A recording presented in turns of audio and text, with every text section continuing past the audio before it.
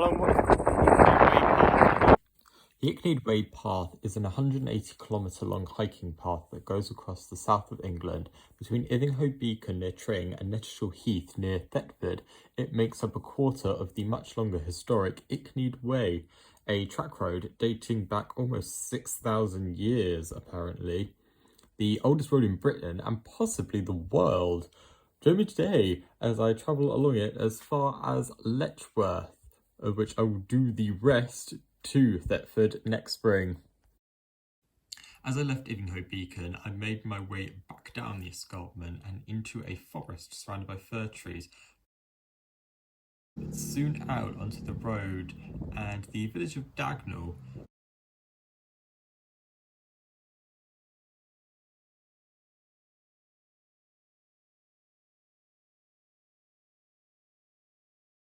A few steep and muddy paths later, and I had made it to the highlight of my day, Whipsnade, home of the famous tree cathedral.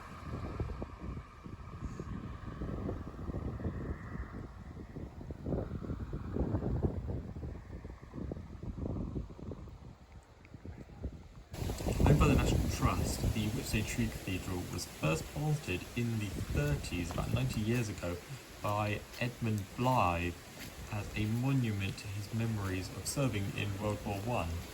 All of the trees are arranged and have been planted to grow in the shape of a cathedral with a clearly identifiable nave and all other related rooms for cloisters, transepts, the office, I don't know. To the point where for me it got pretty confusing. The garden features over 20 different species of tree, and it sometimes operates as an actual cathedral with Christian services taking place here. Across from here was yet more trees, an orchard in commemoration of one of the late Queen's Jubilees. Another short while later, and I had made it to the Dunstable Airfield, home of the London Gliding Club. Since the 1930s, I was even lucky enough to catch this plane taking off.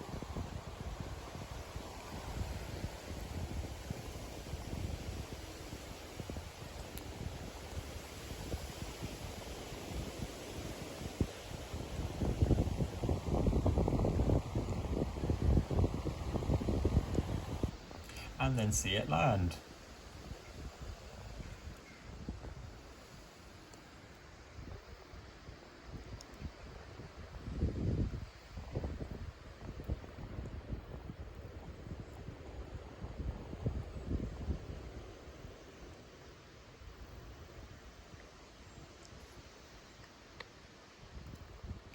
Taking in Edlesborough, Dunstable, and in the distance there Luton, the Pillow Mounds on the east edge of the Dunstable Downs command possibly the best view in the area.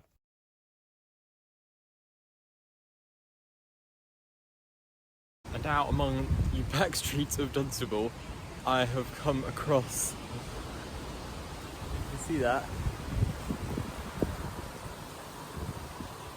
a line of painted rocks. There's a snake called Onyx, even though for some reason the head is green.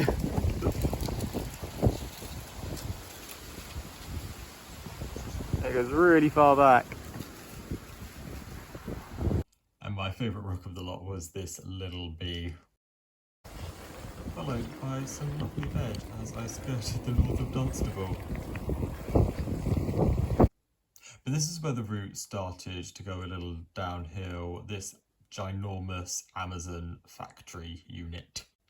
However, they did have a little employee outdoor gym. But I didn't enjoy heading through a new build neighbourhood and then over this highway, the A5,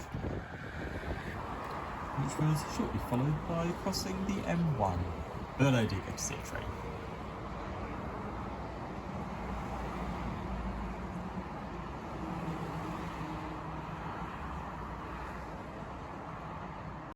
And while tricky to contend with, the Sundon Hills were spectacular. I wish I took more photos and videos around here, but by this point I was getting pretty tired. I eventually made it to this delightful village called Purton with this beautiful church where I bought some food and regained my energy.